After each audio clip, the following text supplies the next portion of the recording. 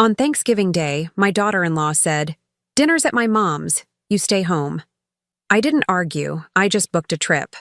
When I posted the photos and she saw who was sitting next to me, my phone exploded with messages. "I'm glad to have you here. Follow my story until the end and comment the city you're watching from, so I can see how far my story has reached." I stood in my kitchen, staring at the turkey I'd bought 3 days ago, still frozen solid in my refrigerator. 22 pounds of butterball that would never see the inside of my oven. My hands trembled as I held the phone, Kala's words echoing in my mind like a death sentence. "Dinner's at my mom's house this year, Joelle. We won't have room for everyone. Won't have room." As if I were some distant relative they barely knew, not the grandmother of her 2 children. Not the woman who had raised the son she claimed to love so deeply before cancer took him from us 18 months ago. I walked to the living room and sank into David's old recliner, the one I couldn't bring myself to donate, even though the leather had worn thin on the armrests where his hands used to rest. The silence in the house felt different now, heavier somehow. For 67 years, I'd never spent Thanksgiving alone. Even during the lean years when money was tight and David was working double shifts at the factory, we always found a way to gather around our small kitchen table. My phone buzzed with a text message. A photo from Kala showed up on my screen, her mother's dining room table, elegantly set with what looked like service for 12 people. The caption read, "Getting ready for our family feast. So grateful for everyone who could make it." Everyone who could make it. The passive-aggressive undertone wasn't lost on me. I scrolled through her social media, something I rarely did but found myself doing more often since David's death. There were photos from last weekend's soccer game where my grandson Tommy scored his first goal of the season. I'd asked Kala 3 times when the games were, and each time she gave me a vague, "I'll let you know," that never materialized into an actual invitation. There was Emma's school play from 2 weeks ago, where my granddaughter played a dancing sunflower. I'd only learned about it when I ran into Kala's neighbor at the grocery store. The pattern had been building for months, but I'd been too hopeful, too trusting to see it clearly. Each exclusion came with a reasonable explanation. Each missed moment was justified by scheduling conflicts or last-minute changes.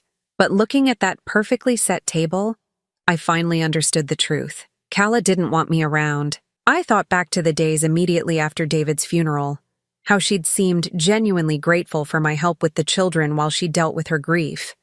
She'd called me almost daily, asking me to pick up Emma from school or watch Tommy during his afternoon nap. I'd been so touched that she was leaning on me, that she saw me as someone she could count on during the hardest time in both our lives. But gradually, those calls became less frequent. The invitations to family dinners dwindled. The casual drop-ins where the kids would run to hug Grandma Joe became scheduled visits that somehow kept getting postponed. I'd tried to address it directly once, about 2 months ago. I'd asked Kala if everything was okay between us, if I'd done something to upset her. She'd looked at me with those wide, innocent brown eyes and insisted I was imagining things. "You're family, Joelle. You'll always be family. I've just been so overwhelmed with everything.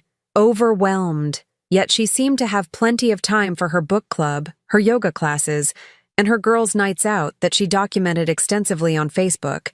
The worst part wasn't even the exclusion itself. It was the way she made me feel like I was being unreasonable for wanting to be included. Like I was some needy old woman who couldn't take a hint.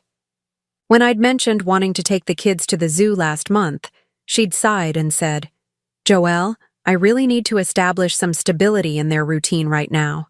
When I offered to help with Tommy's birthday party planning, she'd smiled that tight smile and said, "I've got it all handled, but thanks. I've got it all handled." The polite dismissal that cut deeper each time I heard it. My daughter Linda had called from Oregon earlier in the week, asking about my Thanksgiving plans.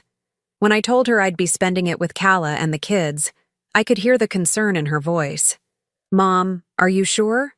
You know you're always welcome to fly out here." Linda had never liked Kala, even before David died.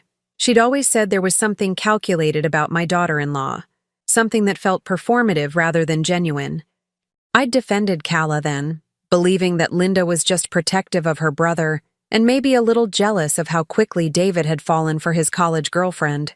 Now I wondered if Linda had seen something I'd been too blind to recognize. I looked around my living room, at the photos covering every surface. David and me on our wedding day 43 years ago. David holding Tommy as a newborn, his face glowing with pride. Emma taking her first steps in this very room, her arms stretched toward David's encouraging smile. The children had been my connection to my son after he was gone, the living proof that his love would continue in the world. But what happened when that connection was deliberately severed? What happened when the gatekeeper decided you weren't worth keeping around? The turkey in my refrigerator suddenly felt like a symbol of my own foolishness. I'd bought it assuming I'd be cooking for my family, the way I had for decades. I'd even picked up Emma's favorite cranberry sauce and the specific brand of stuffing that Tommy liked.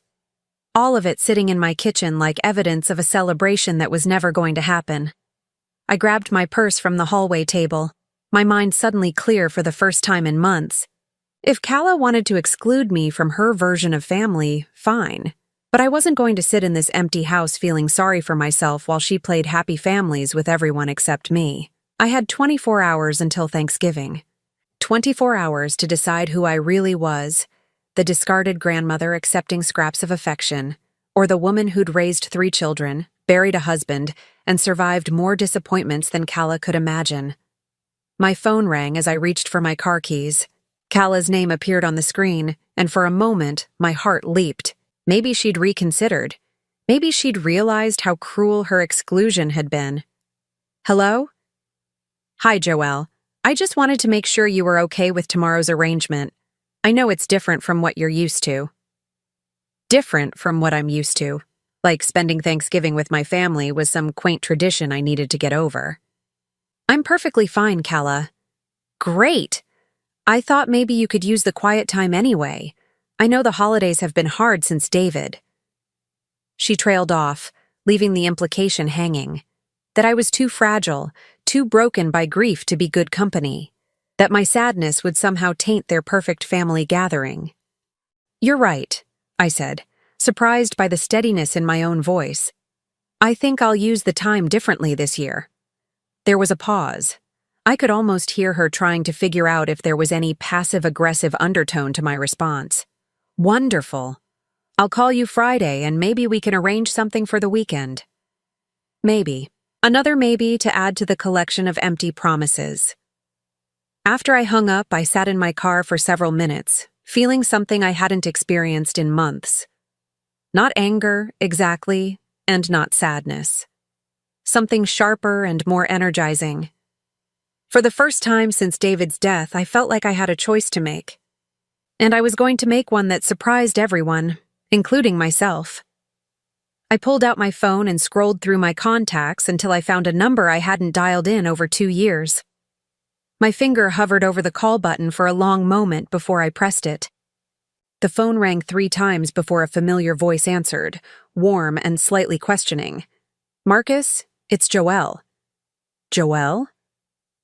Marcus's voice carried the same gentle surprise I remembered from decades ago, though it was deeper now, roughened by time and experience. My God, it really is you. I closed my eyes, transported back to a different version of myself. A 22-year-old woman who thought she had all the time in the world to make the right choices. Hello, Marcus. I hope I'm not calling at a bad time. Never a bad time for you. The words came so easily, as if 45 years hadn't passed between them. How are you? I heard about David. I'm so sorry. Of course he'd heard. In a town the size of Cedar Rapids, news traveled fast, especially when it involved people who'd once been as talked about as we were. Marcus and I had been the couple everyone expected to marry right out of college. High school sweethearts who seemed destined for a fairy tale ending until life got complicated in ways neither of us had anticipated. Thank you. It's been difficult. I paused, suddenly unsure why I'd called. What did I expect to accomplish with this conversation? Marcus, I know this is going to sound strange, but what are you doing tomorrow? There was a brief silence, and I could imagine him processing the question, trying to understand what I was really asking. Tomorrow is Thanksgiving. Yes, it is. Well, since Margaret passed last year, I've been spending it alone. My daughter and her family are in California, and I haven't felt much like celebrating. He cleared his throat. Why do you ask? Margaret. I'd heard about her death through mutual acquaintances, though I'd never met David's wife. She'd been a lovely woman by all accounts, a teacher who'd devoted her life to helping children read. They'd been married for 38 years, and by everything I'd heard, it had been a happy marriage.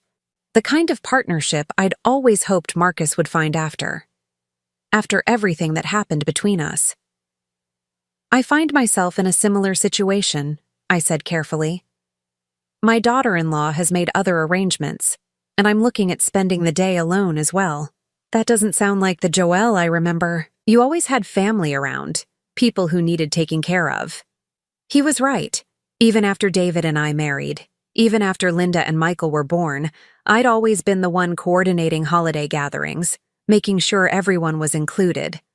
It was who I was, or who I thought I was, until Calla made it clear that my services were no longer required. Things change, I said simply. They do indeed. Another pause, and when he spoke again, his voice had taken on a different quality, more tentative but also warmer. Joelle, would you like to have dinner with me tomorrow? Nothing fancy, just two old friends who don't want to spend Thanksgiving alone. The question should have surprised me, but somehow it felt like the most natural thing in the world. I'd like that very much. Do you still like to travel? I was thinking we could drive up to that little inn in Galena we used to talk about visiting. They do a traditional Thanksgiving dinner and we could catch up. The inn at Galena. We'd planned to go there for our honeymoon, back when we thought we were going to get married. Back before everything fell apart in ways that seemed insurmountable at 22, but might look different from the perspective of 67. That sounds perfect, I heard myself saying. What time should I be ready? How about I pick you up at 10? It's about a 2-hour drive, and they serve dinner at 2. After we hung up, I sat in my car feeling like I'd just stepped off the edge of a cliff and discovered I could fly. The spontaneity of it, the sheer impulsiveness, felt completely unlike the careful, measured decisions I'd been making for the past 18 months. Since David's death, every choice had been weighed against grief and obligation and what other people expected of me. This was different. This was just for me. I drove to the mall, something I rarely did anymore since most of my shopping moved online. But I needed clothes for tomorrow, something that wasn't widow black or grandmother practical. The saleswoman at Nordstrom was probably my daughter's age, with perfectly highlighted hair and a genuine smile that didn't feel condescending when I explained I was looking for something appropriate for dinner at a nice inn. Are you celebrating something special? She asked as she pulled several options from the rack. In a way, yes. I fingered the fabric of a burgundy wrap dress that looked elegant without trying too hard. I'm having dinner with an old friend. How wonderful! Old friends are the best. They know all your stories already. All your stories. If only it were that simple. The dress fit perfectly, and when I looked in the fitting room mirror, I saw something I hadn't noticed in months. I looked like myself again, not just the grieving widow or the dismissed grandmother, but Joelle, a woman with her own life and her own choices to make. I bought the dress, along with a new pair of shoes and a small overnight bag that surprised me with its implications. Was I planning to stay the night? The inn had rooms available, Marcus had mentioned during our brief conversation about logistics. Separate rooms, of course, but still. The thought made me feel both terrified and exhilarated. At home, I found myself moving with purpose I hadn't felt in months. I made a hair appointment for first thing in the morning, something I never would have done on such short notice before, but the receptionist was accommodating when I explained it was for a special occasion. I laid the new dress out on my bed, along with the pearl necklace David had given me for our 20th anniversary. He'd always said it brought out the color in my eyes, and looking at it now, I realized he was right. When had I stopped wearing things that made me feel beautiful? My phone buzzed with a text from Linda. "How's your Thanksgiving prep going, Mom? Are you making your famous sweet potato casserole for Kala's family? I stared at the message for a long time before responding. Change of plans. I'm having dinner with an old friend instead. Her response came immediately. Really? Who? That's wonderful. I hesitated before typing. Marcus Wellington. Do you remember me mentioning him? The phone rang before I could set it down. Mom? Marcus Wellington? Your old boyfriend, Marcus Wellington? Linda's voice was sharp with surprise and something else I couldn't quite identify. We're just having dinner, Linda. Two old friends catching up. Mom, he's not just any old friend. Didn't you tell me once that he was the one who got away? That if things had been different? She trailed off, but I knew what she was remembering. A conversation we'd had years ago, probably after a few glasses of wine at Christmas, where I'd mentioned the path not taken. The choices that seemed impossible at the time, but might have led to a completely different life. That was a very long time ago, I said carefully. But still. Mom, are you sure you're ready for this? I mean, Dad's only been gone 18 months. Only been gone. As if there was some prescribed timeline for when it became acceptable to have dinner with someone who wasn't your deceased husband. As if my grief came with an expiration date that everyone else got to determine. I'm having Thanksgiving dinner, Linda. I'm not running away to Vegas. She laughed, but it sounded strained. I know, I'm sorry. I just worry about you, and after what you told me about how Kala's been acting. This has nothing to do with Kala, but even as I said it, I knew it wasn't entirely true. If Kala had invited me to her mother's house, if she'd made me feel welcome in my grandchildren's lives, would I have called Marcus? Or would I have continued playing the role of the grateful, undemanding grandmother, accepting whatever scraps of affection she was willing to offer? I love you, Mom. Have a wonderful time. After I hung up, I walked through my house, seeing it differently. The photos of David and me, the accumulated memories of 43 years of marriage, the life we'd built together. None of it felt threatened by tomorrow's dinner. If anything, it felt like David would have approved. He'd never been a jealous man, and he'd always encouraged me to maintain my friendships, even the complicated ones from before we met. I picked up a photo of him from our last anniversary, taken at the restaurant where he'd proposed all those years ago. He was smiling at something I'd said, his eyes crinkled with laughter and genuine affection. A good man who'd loved me completely and without reservation. What do you think, sweetheart? I asked his picture. Am I doing the right thing? The silence that followed felt peaceful rather than empty. For the first time since his death, I wasn't asking for permission to live my life.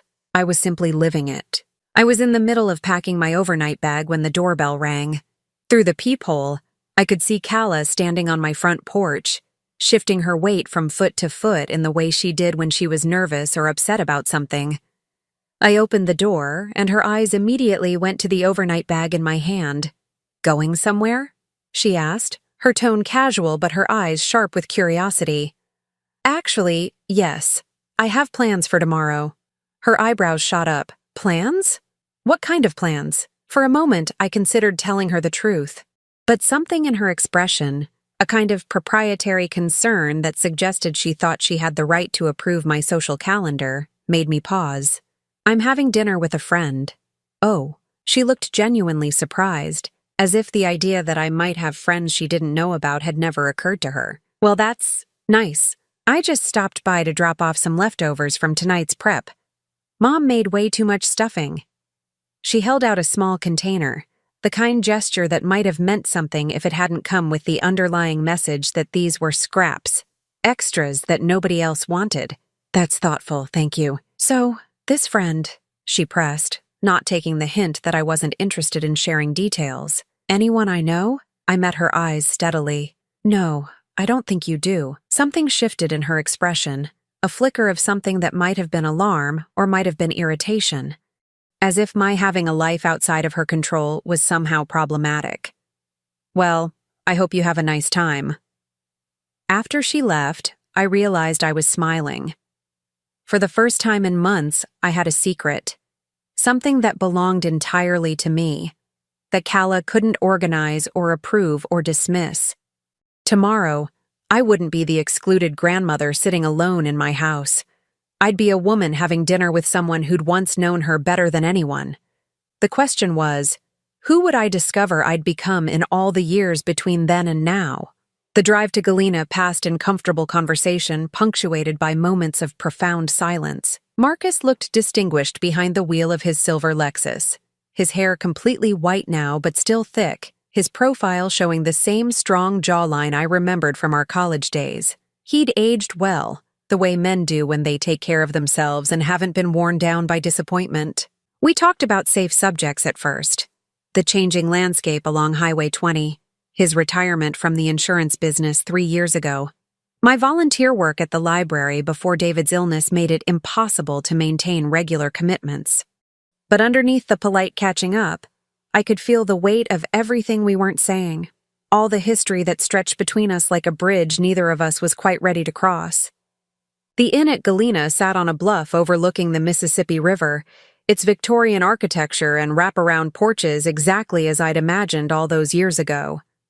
Marcus had reserved a table by the windows, and as we settled in with our wine, a bottle of Pinot Noir that he'd ordered without consulting me, somehow remembering it was my favorite, I felt a strange sense of completion, as if a circle was finally closing. "You look beautiful, Joelle," he said simply, raising his glass. I should have said that earlier, but I was nervous.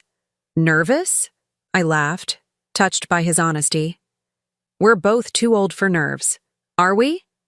He smiled, and I caught a glimpse of the young man who'd once made my heart race. I haven't been on a dinner date in over 2 years. I'm not sure the rules are the same at our age. A dinner date. The phrase sent a flutter through my chest that I hadn't expected. I'm not sure there are any rules at our age. We ordered the traditional Thanksgiving meal, turkey with all the trimmings, the kind of comfort food that felt appropriate for the day and the conversation we were dancing around. As we waited for our food, Marcus pulled out his phone and showed me pictures of his daughter and grandchildren in California. Sarah's youngest just turned 16, he said, swiping to a photo of a girl who looked strikingly like Marcus had at that age. She wants to be a veterinarian, very determined, just like her grandmother was. Margaret was determined? Actually, I meant like you. He set his phone down and looked at me directly. Sarah has your eyes, Joelle, your determination, your way of tilting her head when she's thinking through a problem. The words hit me like a physical blow. I stared at the photo, then at Marcus, trying to process what he was telling me without actually saying it. Marcus, I whispered, my voice barely audible above the restaurant's ambient noise. I know, I should have told you differently, should have prepared you. He reached across the table and covered my hand with his, but I wasn't sure how to bring it up after all this time. My mind raced backward, calculating dates and possibilities I'd never allowed myself to consider. 46 years ago, when Marcus and I had broken up, when I'd discovered I was pregnant and panicked, when David had stepped in to marry me and give the baby his name without ever asking questions about timing or paternity. David knew? My voice cracked on my dead husband's name. I don't think so, not for certain. But he loved you, and he loved Michael as his own son. That's what mattered to him. Michael, my firstborn, who died of cancer 18 months ago. David and Michael had been so close, had shared the same gentle humor and practical approach to life. I'd never seen Marcus in my son, had never allowed myself to look for similarities that might complicate the life we'd all built together. How long have you known? Marcus was quiet for a long moment, staring out at the river. I suspected when Michael was born. He was premature, but not as premature as he should have been if the timing was what you and David claimed. But you were married, you were happy, and I was young and scared and dealing with my own family's expectations about who I should marry. The waitress brought our food, and we sat in silence as she fussed with our plates and refilled our water glasses. The normalcy of the service felt surreal against the magnitude of what we were discussing. When did you know for sure? I asked after she left. 10 years ago, Michael needed surgery, remember? Needed some kind of complications from an old football injury. He needed blood, and David wasn't a match. They tested family members, and Linda wasn't compatible either. That's when the doctors mentioned that sometimes blood types can be surprising, that maybe they should look at a broader genetic panel. I remembered that surgery. Michael had been in his early 40s, and what should have been routine arthroscopic work had turned complicated when they discovered unexpected scar tissue. David had been frustrated that he couldn't help, had felt helpless in the way that parents do when their children are hurting and there's nothing they can do. Michael called me, Marcus continued. Did you know that? He said he'd been thinking about family medical history, about making sure his kids knew everything they might need to know. He asked if I'd be willing to be tested, just to rule out some hereditary conditions. My heart was pounding so hard I could barely breathe. And? Perfect match. Not just compatible, perfect. The kind of match you only get between parent and child. I set down my fork, no longer able to pretend I was eating. Did you tell him? No, but I think he figured it out. He was a smart man, Joelle. He started asking questions about our college years, about why we broke up. He wanted to know if there were things he should understand about his medical history. What did you say? I told him that the past was complicated, but that David was his father in every way that mattered. That seemed to satisfy him, at least outwardly. But after that, he started calling me occasionally. Not often, maybe every few months. Just to check in, he said. To maintain family connections. Family connections. My son had known, or at least suspected, and he'd reached out to his biological father without ever telling me. The thought should have hurt, but instead, it felt like something clicking into place.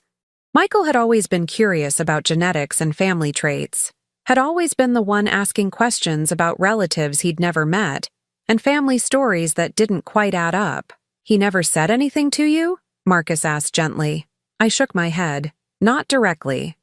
But in the last few months before he got sick, he started talking more about the importance of family, about making sure people know they're loved before it's too late.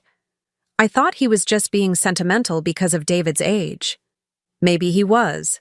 Or maybe he was trying to tell you something without betraying David's memory. I looked out at the river, watching a barge make its slow way downstream, and tried to reconcile this new version of my history with everything I'd believed for 46 years. David, who'd married me knowing I was pregnant with another man's child and had never once made me feel ashamed or grateful or like I owed him anything. Marcus, who'd let us go to protect the life we'd built, even though it meant giving up his son.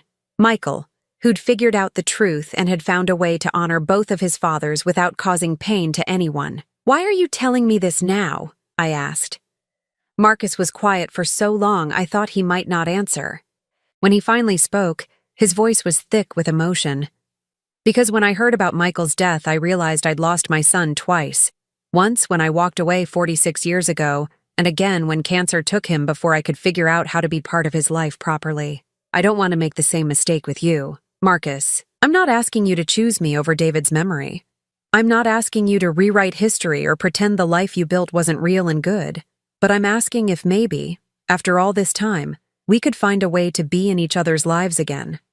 I thought about Kala's dismissal, about spending Thanksgiving alone, about the slow erosion of my place in my grandchildren's lives. Then I thought about the ease I'd felt during our drive, the sense of being seen and valued by someone who knew me before I became defined by my roles as wife, mother, and grandmother. I don't know how to do this, I admitted. Neither do I. But maybe we could figure it out together. The waitress brought our coffee and slices of pumpkin pie, and as we shared dessert, the conversation shifted to lighter topics. Marcus told me about his travels since retirement, about the book he was writing about the insurance industry's evolution. I found myself talking about dreams I'd put aside, about wanting to learn photography and maybe take art classes. It felt like coming alive again, like rediscovering parts of myself that had been buried under years of taking care of everyone else. When Marcus suggested we stay overnight, separate rooms, he emphasized quickly, I found myself saying yes before I'd fully considered the implications. We walked through Galena's historic downtown as the sun set, looking in shop windows and talking about everything and nothing. He bought me a small silver bracelet from an antique store, something delicate and pretty that had caught my eye. "For a new beginning," he said as he fastened it around my wrist. Standing on the sidewalk outside the inn as evening fell, I felt like a different person than the woman who'd been excluded from Thanksgiving dinner just that morning. Marcus was looking at me with an expression I hadn't seen in decades. Not the careful politeness of old friends catching up, but something deeper and more complicated. "Joelle," he said softly, reaching up to touch my cheek. "I know this is all very sudden, but I need you to know something." "What?" "I never stopped loving you. Not completely. Part of me has been waiting 46 years for a second chance." Before I could respond, before I could think about all the reasons why this was complicated and potentially devastating to the careful equilibrium of my life, my phone buzzed with an incoming call. Kala's name appeared on the screen. I looked at Marcus, at his hopeful expression and the silver bracelet glinting on my wrist, then at my phone still buzzing insistently. For once in my life, I sent the call to voicemail. "What were you saying?" I asked, stepping closer to him. But even as he smiled and took my hand, even as I felt the flutter of possibility and second chances, I could see Kala's name lighting up my phone screen again. Something told me she hadn't given up trying to reach me. And something else told me that when she finally did, everything was about to become much more complicated than a simple Thanksgiving dinner with an old friend. I didn't check my messages until the next morning. Marcus and I had spent the evening walking along the river and talking in the inn's lobby until nearly midnight, sharing stories and memories that felt both nostalgic and surprisingly current. When I finally returned to my room, I was emotionally exhausted in the best possible way, and I'd turned my phone off completely. The morning brought 17 missed calls and 23 text messages. I sat on the edge of my hotel bed, still in my robe, scrolling through the increasingly frantic communications from Kala. The first few were innocuous enough, asking where I was, saying she hoped I was having a nice time with my friend. But as the evening progressed, the tone shifted dramatically. Message at 7:15. "Joelle, please call me back. I'm getting worried." Message at 8:30. "Your neighbor said she saw you leave with a man yesterday. Is everything okay?" Message at 9:45. "I found some photos on Facebook. We need to talk." My heart stopped. Photos on Facebook. I grabbed my laptop and logged into my account, scrolling through my feed until I found what Kala must have seen. The inn's official page had posted pictures from their Thanksgiving dinner service, featuring happy couples and families enjoying their holiday meal. There in the background of one photo were Marcus and I at our window table, laughing about something over our wine. We looked comfortable together, familiar in a way that suggested more than a casual dinner between old acquaintances. The lighting was flattering, and Marcus had his hand over mine on the table in a gesture that could only be interpreted as intimate. I switched to Marcus's Facebook profile, something I hadn't looked at in years. His most recent post was from yesterday evening, a photo he'd taken of the sunset over the Mississippi River with the caption, "Perfect ending to a perfect day with someone special." The comments were already accumulating from his friends and family, many asking who the special someone was. But it was his profile information that made my blood run cold. Marcus Wellington, retired from Wellington Insurance Group, founder and former CEO of the company that had grown into one of the region's largest independent agencies. Wellington Insurance Group, the same company that handled the life insurance policy Michael had left behind. The same company that Kala dealt with regularly as the beneficiary of that policy. My phone rang in my hand, and this time I answered it. "Joelle." Kala's voice was tight, controlled in a way that suggested she was barely containing her anger. "Where are you?" "I'm in Galena having breakfast." With Marcus Wellington. It wasn't a question, and I could hear the accusation underneath it. "Yes, with Marcus. Do you have any idea what you've done?" The question caught me off guard. What I've done? I had dinner with an old friend. An old friend? Kala's voice pitched higher. "Joelle, Marcus Wellington is the CEO of the company that holds Michael's life insurance policy. The policy that I've been working with for the past year and a half. The policy that's been paying Tommy's private school tuition and Emma's dance lessons and keeping our family afloat while I figure out how to rebuild our lives. I felt the blood drain from my face. In all our conversation yesterday, Marcus had never mentioned his connection to Michael's policy, had never indicated that he knew about Calla or had any involvement in my family's financial affairs. "I don't understand what you're suggesting," I said carefully. "I'm suggesting that it looks like you're sleeping with the man who controls our family's financial future. Do you understand how that appears? Do you understand what kind of position that puts me in?" "Calla, I'm not sleeping with anyone. And even if I were, it wouldn't be any of your business. It becomes my business when it affects my children's security." Her composure cracked completely. "Do you think this is some kind of game? Do you think you can just run off with random men and not consider the consequences for the rest of us?" Random men. The dismissiveness in her tone triggered something protective and fierce in me. Marcus is not a random man. We have a long history together. How long? The question hung in the air between us, loaded with implications I wasn't prepared to explore over the phone. "It's complicated. Uncomplicate it for me." I looked across the breakfast room where Marcus was reading the newspaper and drinking his coffee, occasionally glancing up to smile at me. He looked peaceful, content, completely unaware that our reunion was causing a crisis 2 hours away. "We dated in college, before I married David." "And? And what?" "And what else? There has to be more to this story, Joelle. People don't just randomly reconnect with college boyfriends and run off to romantic inns unless there's something else going on." Her intuition was sharper than I'd given her credit for, but I wasn't about to reveal Michael's true parentage to her over the phone while she was already in crisis mode. Sometimes people do reconnect, especially after losing their spouses. "So this is what this is about? You're having some kind of midlife crisis because David is gone?" The casual cruelty of reducing my reconnection with Marcus to a psychological breakdown made me angry in a way I hadn't expected. "David has been gone for 18 months, Calla. I'm allowed to have relationships." "Not with the man who controls our insurance money, you're not." "Our insurance money?" I repeated slowly. "Since when is Michael's life insurance policy our money?" There was a pause that stretched too long, and when Calla spoke again, her voice had changed completely. The panic was still there, but underneath it was something harder, more calculating. "Since I became a single mother with 2 children and no career, because I spent 15 years supporting Michael's ambitions instead of building my own. Since I became the person responsible for keeping this family together after your son died." Your son, not her husband, not the father of her children. Your son, as if Michael's death was somehow my personal tragedy, rather than a loss that had devastated all of us. "Calla, are you suggesting that I can't have a personal life because it might somehow interfere with the insurance payments you receive?"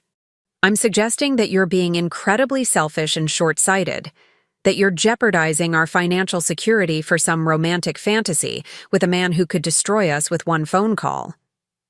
The accusation was so outrageous that I almost laughed. "Marcus doesn't make individual decisions about insurance claims. He's retired from day-to-day operations, and even if he weren't, insurance companies don't cancel legitimate policies because their executives have personal relationships. You don't know that. Actually, I do know that. Because unlike you, I don't assume that everything revolves around manipulation and personal favors." The insult hit home, and Calla's response was immediate and vicious. "Everything revolves around money, Joelle. And if you can't see that, then you're more naive than I thought. Is that really what you think of me? I think you're a lonely old woman who's so desperate for male attention that you're willing to risk our entire family's future for one night with someone who used to matter to you." The words were designed to hurt, and they succeeded. But they also revealed something about Calla that I'd been trying not to see for months. This wasn't about the insurance money or Marcus's potential influence. This was about control, about keeping me isolated and dependent and grateful for whatever scraps of family connection she was willing to provide. "I'm hanging up now," I said quietly. "Joelle, don't you dare." I ended the call and turned off my phone. Marcus looked up from his newspaper, concern creasing his features. "Everything okay?" I joined him at the table, my hands shaking slightly as I reached for my coffee. "My daughter-in-law just informed me that you're apparently holding my family hostage with your vast insurance empire." He set down his paper, his expression shifting from concern to something much more serious. "She knows who I am. She figured it out from the photos. Marcus, why didn't you tell me you handled Michael's policy?" "Because I don't handle it. Haven't for over 2 years." He reached across the table and took my hand. "Joelle, I need you to understand something. I stepped away from any involvement in your family's accounts the day I learned Michael was my biological son. It would have been a conflict of interest, and it wouldn't have been fair to any of you, but Kala doesn't know that. Kala doesn't know a lot of things, apparently." His voice carried an edge I hadn't heard before, including the fact that she's been lying to you about the insurance payments. I stared at him. "What do you mean?" Marcus was quiet for a long moment, clearly weighing how much to tell me. "The policy Michael left was substantial, $750,000. But it wasn't structured the way Kala has been telling people it was. $750,000. The number was staggering, far more than I'd ever imagined. Michael had always been responsible about insurance, but this suggested a level of financial planning I hadn't known he was capable of. How was it structured? 50% to Kala as the primary beneficiary, 25% to each of the children, held in trust until they turned 25, and there was a provision for you as well, $25,000 that was supposed to be paid out immediately upon his death. I felt like the air had been sucked out of the room. I never received $25,000. I know, because Kala never submitted the paperwork claiming it. As far as the insurance company knows, you either don't want the money or don't know about it. The betrayal was so complete, so calculated, that I couldn't immediately process it. She's been telling me that Michael barely left anything, that she's struggling to make ends meet. She received $375,000 18 months ago. The children's portions are earning interest in trust accounts that she has no access to, which means she can't touch another $375,000 until they come of age. So she has no ongoing financial pressure. None whatsoever. She could live comfortably for years on what she's already received, especially if she made reasonable investments. I thought about all the times she'd made comments about struggling to pay for the children's activities, about how expensive everything was as a single mother, about needing to be careful with money. I thought about the guilt I'd felt for not contributing more to the children's expenses, for not being able to help in ways that a grandmother should. She's been manipulating me. It appears that way, yes, but why? If she doesn't need money, why work so hard to keep me at arm's length? Why exclude me from the children's lives? Marcus squeezed my hand. "I think you know why, Joelle." I did know, though I'd been trying not to see it. Kala didn't want me around because grandmothers asked questions and paid attention and might notice when things didn't add up.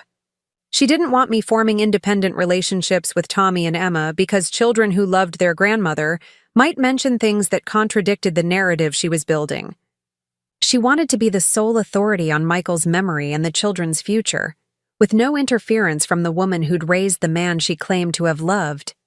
My phone, still turned off, sat on the table like a small bomb. When I turned it back on, there would be more messages, more accusations, more attempts to make me feel guilty for choosing my own happiness over her version of family loyalty. But for the first time in months, I didn't care what those messages said. "Marcus," I said slowly, "I need to ask you something, and I need you to be completely honest with me." "Of course." "Yesterday, when you suggested this dinner, when you told me about Michael, was any of that motivated by what you know about Kala? About how she's been treating me?"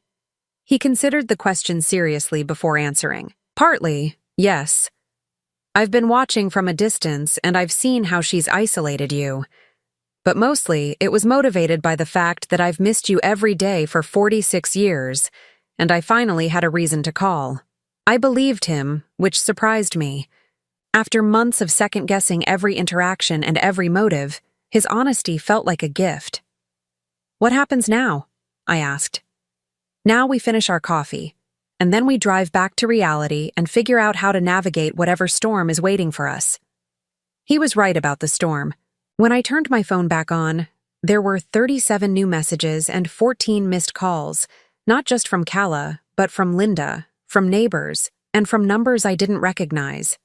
The photo from the inn's Facebook page had been shared dozens of times, and apparently, the story of the grieving grandmother running off with her former lover was spreading through Cedar Rapids like wildfire. But as I read through the increasingly dramatic messages, I realized something that surprised me. I didn't care. Let them talk. Let Kala spin whatever narrative she wanted about my behavior and my motivations. Let the neighbors whisper about the timing and the appropriateness of my relationship with Marcus. For the first time in 18 months, I was exactly where I wanted to be, with someone who valued me for who I was rather than what I could provide. And if that threatened Kala's carefully constructed version of our family dynamics, then maybe it was time for those dynamics to change. The drive back to Cedar Rapids felt like traveling toward a battlefield. Marcus and I had decided he would drop me at home so I could face whatever was waiting there, and we would talk later once the immediate crisis had been dealt with. But as we pulled into my driveway, I could see Kala's black SUV parked aggressively close to my front door, and I knew there would be no graceful transition back to normal life. "Are you sure you don't want me to stay?" Marcus asked, eyeing the vehicle with obvious concern. "I need to handle this myself," I said, though my stomach was churning with anxiety. "But thank you. For everything." He squeezed my hand before I got out of the car. "Call me later. No matter how late, no matter what happens." Kala was sitting on my front porch steps, her arms wrapped around her knees in a posture that might have looked vulnerable if I hadn't known her better. She stood as I approached, her face a mask of controlled fury mixed with what appeared to be genuine distress. "We need to talk," she said without preamble. "I assumed that's why you're here." I unlocked my front door, acutely aware that she was following me inside like she had every right to be there. "Would you like some coffee?" "I don't want coffee, Joelle. I want to understand what the hell you think you're doing." I set my overnight bag down in the hallway and turned to face her. In my own home, surrounded by my own belongings and memories, I felt more grounded than I had during our phone conversation. "I'm living my life, something I should have started doing months ago." "Living your life?" Kala's voice cracked with incredulity. "Is that what you call running off with Michael's insurance agent behind my back?" Marcus is not Michael's insurance agent, and I didn't go behind anyone's back. I don't need your permission to have dinner with a friend. "A friend?" She pulled out her phone and showed me the screen. The photo from the inn's Facebook page was displayed, zoomed in to show Marcus and me at our table. "This doesn't look like dinner with a friend, Joelle. This looks like you're having an affair with someone who could destroy our family's financial security on a whim."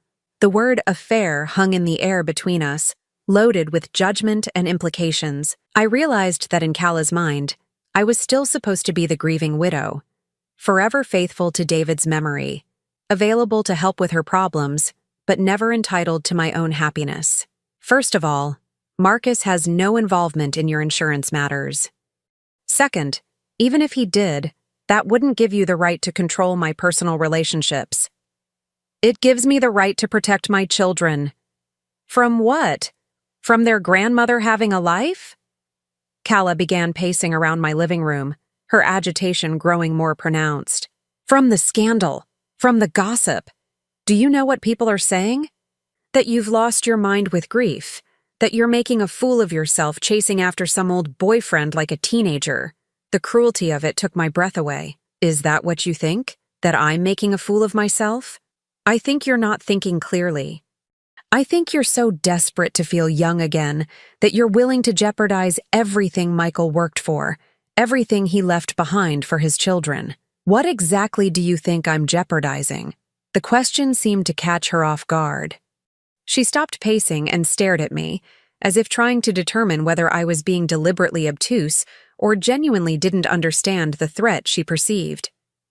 "The insurance money," she said finally, her voice dropping to something close to a whisper.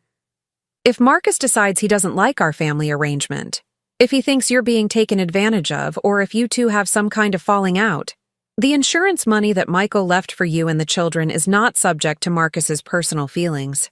That's not how insurance works. You don't know that for certain. Actually, I do know it for certain, because Marcus told me exactly how Michael's policy was structured. Calla went very still. What do you mean? I sat down on my sofa, suddenly feeling very tired. I know about the $750,000, Calla. I know about the children's trust funds, and I know about the $25,000 that was supposed to come to me. The color drained from her face so quickly I thought she might faint. She sank into David's old recliner, her hands gripping the armrests. He told you, she whispered. He told me you never filed the paperwork to claim my portion. He told me you've been sitting on nearly $400,000 while telling me you're struggling financially. You don't understand. Then explain it to me. Calla was quiet for a long time, her gaze fixed on the carpet. When she finally looked up, her eyes were filled with tears, but there was something calculating underneath them that made me wary of feeling too much sympathy. I was protecting you, she said softly. Protecting me from $25,000? Protecting you from feeling obligated. From feeling like you needed to help us when you should be enjoying your retirement. Her voice grew stronger, more confident as she built her narrative. I knew if you had that money, you'd try to spend it on Tommy and Emma, on things they needed. I wanted you to keep it for yourself, for traveling or whatever would make you happy. It was a beautiful story, selfless and considerate. It was also complete nonsense. If that were true, you could have simply told me about it and asked me to save it for myself. You didn't need to hide its existence entirely. I was going to tell you eventually, when the time was right. When would the time have been right, Calla? After you'd successfully pushed me out of the children's lives? After I stopped asking uncomfortable questions about why a widow with nearly $400,000 needed to struggle with basic expenses? The mask slipped then, just for a moment, and I saw something raw and desperate in her expression. You have no idea what it's been like, she said, her voice hardening. Being a single mother, having everyone judge every decision I make, having everyone think they know better than I do about what's best for my children. I never judged your decisions. You judged me constantly. Every time you offered to help with something, every time you suggested a different approach, every time you looked at me like I wasn't doing enough or wasn't doing it right. The accusation stung because there was a grain of truth in it. I had worried about some of her choices, had occasionally offered suggestions that probably came across as criticism. But that was normal grandmother behavior, not the systematic undermining she was describing. So you decided to solve that problem by cutting me out entirely. I decided to create some boundaries so I could figure out how to be a mother without constantly feeling like I was being evaluated. Boundaries, I repeated slowly. Is that what you call excluding me from Thanksgiving? Is that what you call not telling me about Tommy's soccer games or Emma's school play? Those weren't deliberate exclusions. Stop lying to me, Calla. The words came out sharper than I'd intended, but I was tired of the careful dance we'd been doing around the truth. Just stop. We both know exactly what you've been doing, and we both know why. She stared at me with something approaching hatred. Fine. You want the truth? Here's the truth. You're suffocating, Joelle. You hover and you worry and you make suggestions and you want to be involved in every decision. Michael used to complain about it all the time. The lie was so vicious and so obviously calculated to hurt me that I almost admired her audacity. Michael never complained about me to you. How would you know? You weren't there for most of our marriage. You were too busy taking care of David to pay attention to what your son actually needed. What my son needed was a wife who loved him for who he was, not someone who saw him as a meal ticket. The accusation hung between us like a challenge. Calla's face went white, then red, and for a moment I thought she might actually strike me. How dare you? She whispered. How dare I what? Tell the truth? Michael was worth $750,000 dead, Calla. How much was he worth to you alive? I loved him. You loved what he could provide. The house, the lifestyle, the security. But you didn't love him enough to share him with his mother, did you? You didn't love him enough to make room in your perfect little family for the woman who raised him. Calla stood up abruptly, her composure finally cracking completely. You think you know everything, don't you? You think you're such a perfect mother, such a perfect grandmother. But you know what? Michael felt sorry for you. He stayed in touch with you out of obligation, not love. The words were designed to destroy me, and 18 months ago, they might have succeeded. But sitting there with the silver bracelet Marcus had given me still warm on my wrist, with the memory of his hand in mine still fresh, I realized that Cala's opinion of my relationship with my son no longer had the power to devastate me. Maybe he did, I said calmly.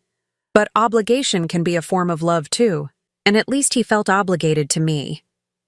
What does that say about how he felt about you? The question hit home in a way I hadn't expected.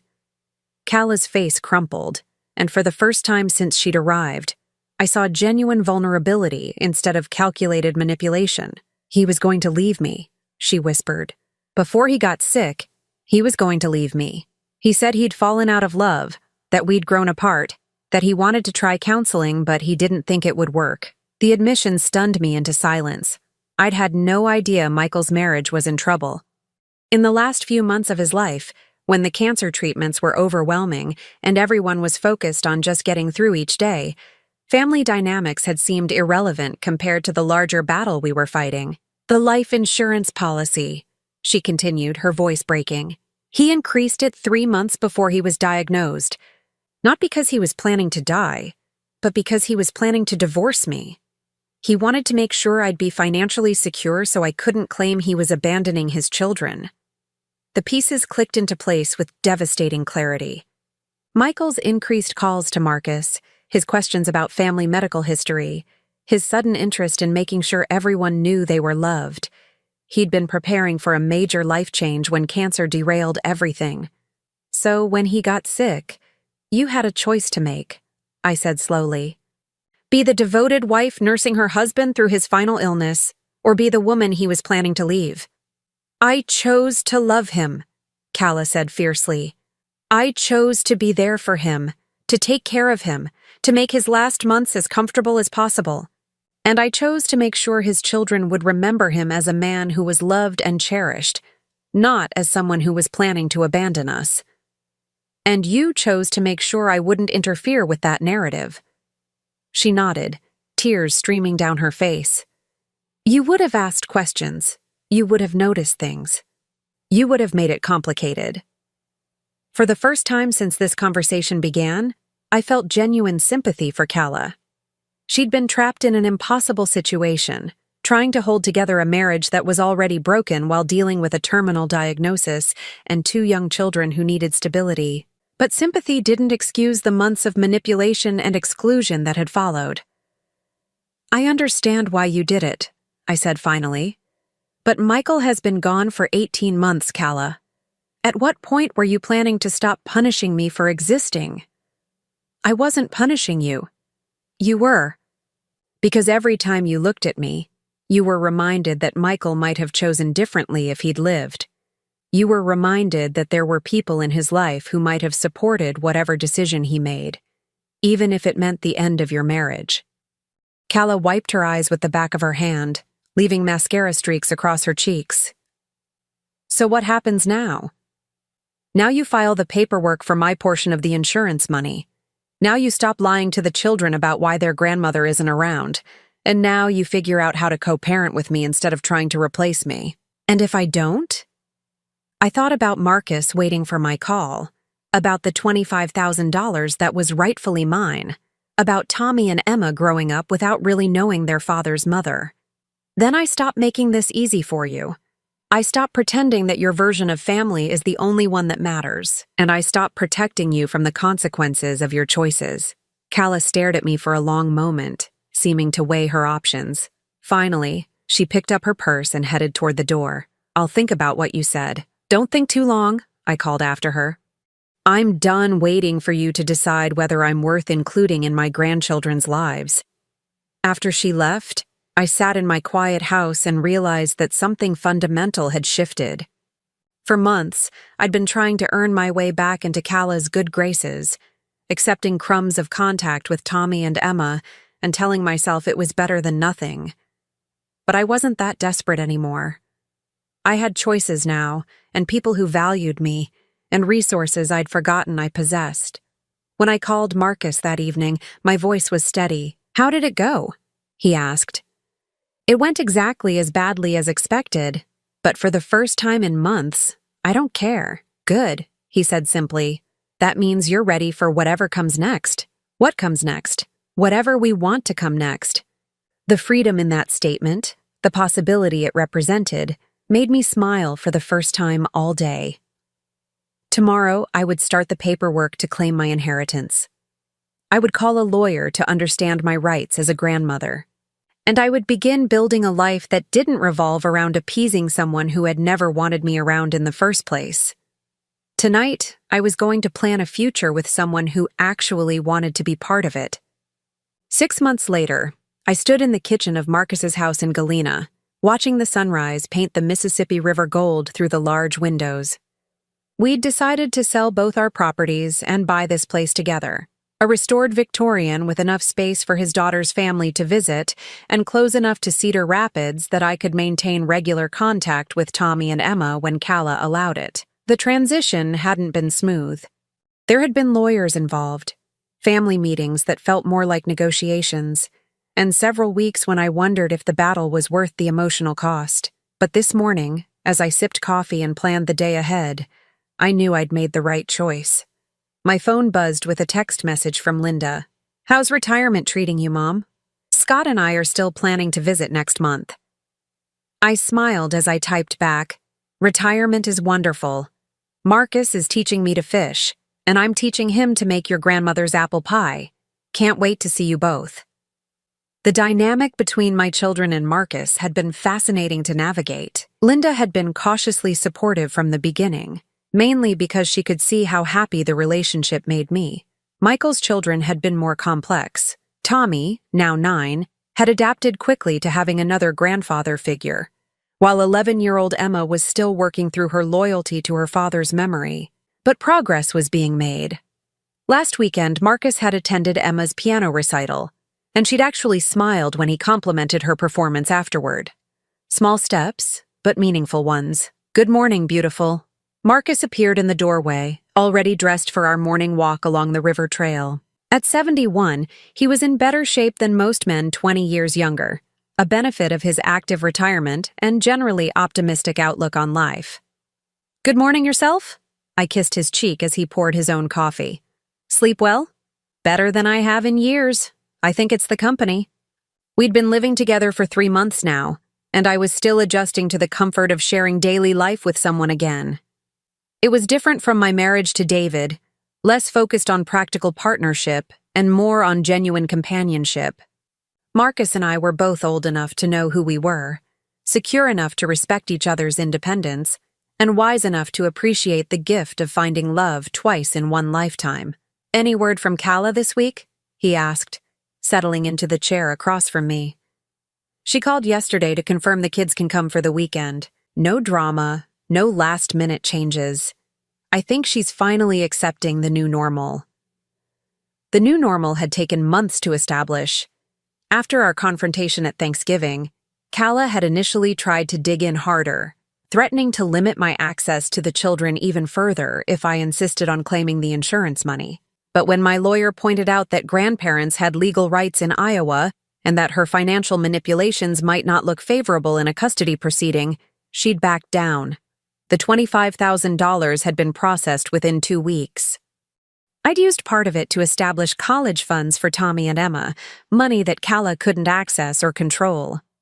The rest had gone toward legal fees and the down payment on this house.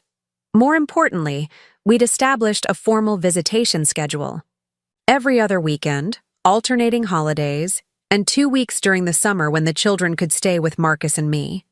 It wasn't the close, daily involvement I'd once imagined having with my grandchildren, but it was honest and sustainable. "She's probably realized that fighting you was more exhausting than just sharing custody," Marcus observed. He was right. Calla had discovered that I was no longer the easily manipulated widow she could dismiss with vague promises and scheduling conflicts. When she tried to cancel visits for frivolous reasons, I called my lawyer. When she attempted to badmouth me to the children, I calmly corrected the record during our time together. When she suggested that my relationship with Marcus was somehow inappropriate or harmful to the children's well-being, I simply reminded her that both Tommy and Emma seemed quite happy with their expanded family. The doorbell rang, interrupting my thoughts. Marcus and I exchanged glances. We weren't expecting anyone this early. I opened the door to find Emma standing on the porch with a small overnight bag, her face streaked with tears. "Grandma Jo? Can I stay with you for a while?" Behind her, Kala's SUV was pulling away from the curb quickly, as if she couldn't wait to escape. "Of course, sweetheart." I pulled Emma into a hug, noting that she was still in her pajamas with a coat thrown over them. "What's wrong?" "Mom and I had a big fight. She said I could come here if I thought you were so much better at taking care of kids." I felt a familiar surge of anger at Kala's emotional manipulation, but I kept my voice calm. "Well, you're always welcome here. Let's get you some breakfast and you can tell me what happened." Over pancakes and hot chocolate, the story emerged. Emma had asked if she could invite a friend to her upcoming birthday party, and when Kala said no because the friend's family was not our kind of people, Emma had protested. The argument had escalated until Emma declared that she wanted to live with me because I wouldn't care about stupid things like how much money people had. She told me I was ungrateful and spoiled and that if I liked your house so much better, I should just move in permanently. Emma finished, fresh tears starting to fall. Marcus, who'd been quietly listening while making his own breakfast, sat down with us. That must have been very hurtful to hear. "She didn't mean it," Emma said quickly, displaying the complicated loyalty of a child caught between adults. "She was just mad." "Maybe," I said carefully. "But even when we're mad, we shouldn't say things that make the people we love feel bad. Like when I told Tommy he was stupid for crying when Dad died. Exactly like that. Do you remember how you felt after you said it?" "Terrible. I apologized like 1,000,000 times." "That's because you love Tommy and you realized your words had hurt him. Sometimes adults need to apologize too." Emma considered this while chewing a bite of pancake. "Do you think Mom will apologize?" "I don't know, sweetheart, but I know that whatever happened between you and your mom doesn't change how much she loves you, or how much I love you." The conversation was interrupted by my phone ringing. Kala's name appeared on the screen, and Emma immediately tensed. "Should I answer it?" I asked Emma. She nodded reluctantly. "Hello, Kala. Is Emma okay?" Kala's voice was thick with tears and what sounded like genuine panic. "I didn't mean for her to just run off like that. I was going to drive her over myself after we both calmed down, but she was already out the door before I could stop her. She's fine. She's having breakfast. Can I talk to her?" I looked at Emma, who shook her head frantically. "She's not ready to talk right now. But she's safe, and she's welcome to stay as long as she needs to. Joelle, please. I know I handled this badly. I was stressed about work, and I took it out on her, and I said things I didn't mean." The admission was more honest than anything I'd heard from Kala in months. "Then maybe you should think about how to make it right. Can I come over, just to see her, to make sure she's okay?" I consulted Emma with my eyes. After a moment, she nodded. "You can come over, but no pressure for her to come home until she's ready." An hour later, Kala arrived looking genuinely contrite. She apologized to Emma without making excuses, acknowledged that her comment about our kind of people was wrong and hurtful, and promised to think more carefully before speaking when she was angry. "I don't want you to feel like you have to choose between your mom and me," I told Emma as Kala prepared to leave. "You love us both, and that's okay. Families can be complicated. Even when people get mad at each other? Especially then." Emma decided to go home with Kala that afternoon, but not before extracting a promise that she could still spend the upcoming weekend with Marcus and me as planned. As I watched them drive away together, I realized that something had fundamentally shifted in our family dynamic. For the first time since David's death, I felt like I had agency in my relationships with my grandchildren. I wasn't dependent on Kala's goodwill or subject to her arbitrary decisions about when and how I could be involved in their lives. Emma had known she could come to me when she needed refuge, and that knowledge had given her the strength to stand up for herself with her mother. You handled that well, Marcus said, putting his arm around me as we watched their car disappear. I'm learning that I have more power in these relationships than I thought I did. I just had to be willing to use it. And what have you learned about Kala? I considered the question. Over the past 6 months, I'd watched Kala slowly adjust to the reality that she couldn't control every aspect of her children's emotional lives. The process had been difficult for all of us, but it had also revealed something I hadn't expected.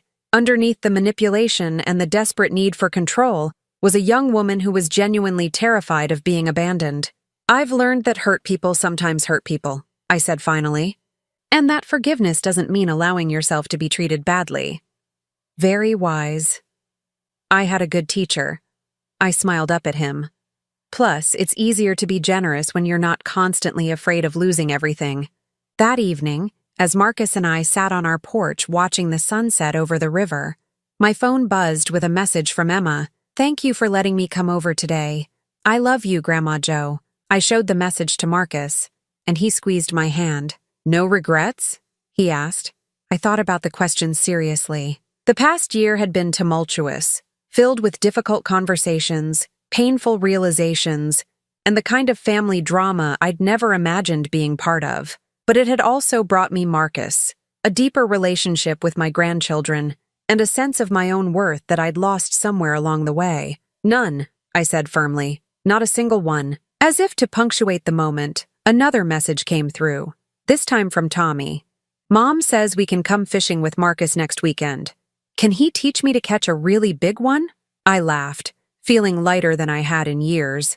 I think that can be arranged. The future stretched ahead of us, uncertain, but full of possibilities. There would be more family negotiations, more growing pains as everyone adjusted to our blended relationships, more moments when I'd have to choose between keeping the peace and standing up for myself. But for the first time since David's death, I felt equipped to handle whatever came next. I had love, I had resources, and most importantly, I had the knowledge that I was worth fighting for. The little girl who'd once been excluded from Thanksgiving dinner seemed like a stranger now. In her place was a woman who knew her own value, who insisted on being treated with respect, and who'd built a life that reflected her actual worth rather than other people's convenience. Marcus pulled me closer as the first stars appeared in the darkening sky. What are you thinking about? He asked. Just wondering what David would think of all this. I think he'd be proud of you. And I think he'd approve of us. I believed that was true. David had been a generous man who'd wanted nothing more than for me to be happy. He wouldn't have wanted me to spend the rest of my life alone, grieving for him and accepting whatever scraps of affection other people were willing to offer. I love you, I told Marcus, the words still feeling new and precious despite months of practice. I love you too. Thank you for giving us a second chance. Thank you for being worth the wait. As we sat together in comfortable silence, I realized that the story that had begun with rejection and exclusion had somehow transformed into something beautiful. Not despite the pain I'd endured, but because of how I'd chosen to respond to it. I'd stopped waiting for other people to decide my worth. I'd stopped accepting crumbs when I deserved a seat at the table. And in doing so, I'd discovered that the best revenge against those who'd tried to diminish me was simply living a life that reflected my true value. The silver bracelet Marcus had given me that first day in Galena caught the porch light, and I smiled. Some gifts, I thought, are worth waiting 46 years to receive. And some stories have endings that are really just new beginnings in disguise. Now I'm curious about you who listened to my story. What would you do if you were in my place? Have you ever been through something similar? Comment below. And meanwhile, I'm leaving on the final screen 2 other stories that are channel favorites, and they will definitely surprise you. Thank you for watching until here.